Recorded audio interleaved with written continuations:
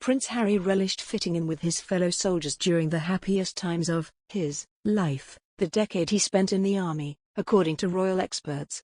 Christopher Anderson, author of The Brothers and Wives, Inside the Private Lives of William, Kate, Harry, and Meghan, described how, more than any of the other princes, Harry went out of his way to bond with his fellow soldiers, taking on the dirtiest and most dangerous assignments, kicking around a soccer ball with them in the middle of the desert, pulling practical jokes.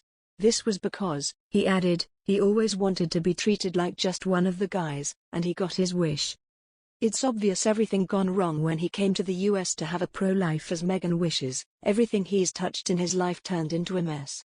There's a rumor going around that he's left the house for a break on a number of occasions. Sometimes it's just to the beach to be alone, and others he's going to Elton John's home, which is empty for most of the year.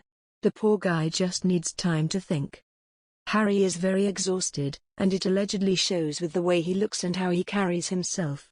It's very easy to forget just how personal the attack was against Kate on Oprah. William is understandably very protective of Kate.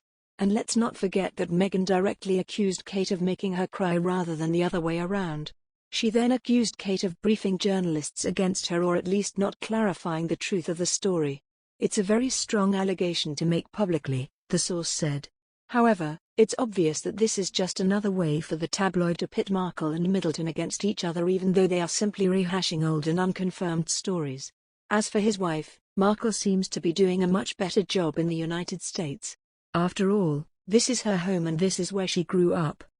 The happiest times in my life were the 10 years in the army, without question, Prince Harry divulged on Apple TV Plus series, The Me You Can't See.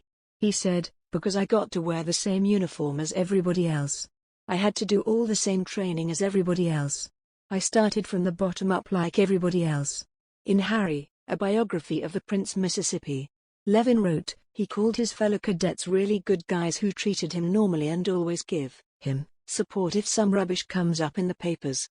It made him feel really lucky. One of the best things about Sandhurst, he said, was knowing you've got a platoon of guys, that everyone's going through the same thing. Harry said, the best thing about that is being able to fit in as just a normal person.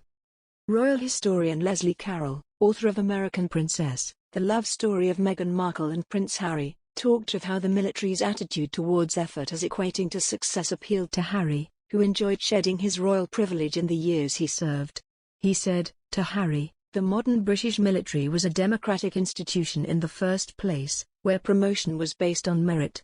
There was a level to equality to it, he added. He was bunking with men from all social strata, all focused on the same mission.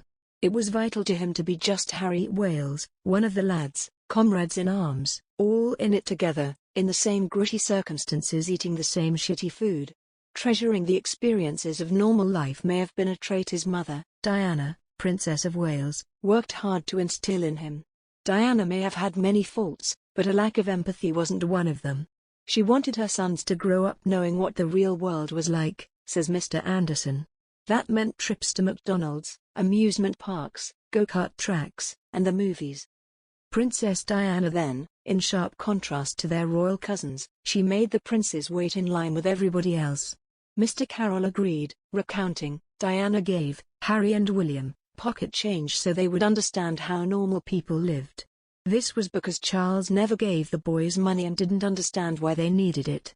Venturing outside the royal bubble, he continued, was much more an enthusiasm of Harry's than William's.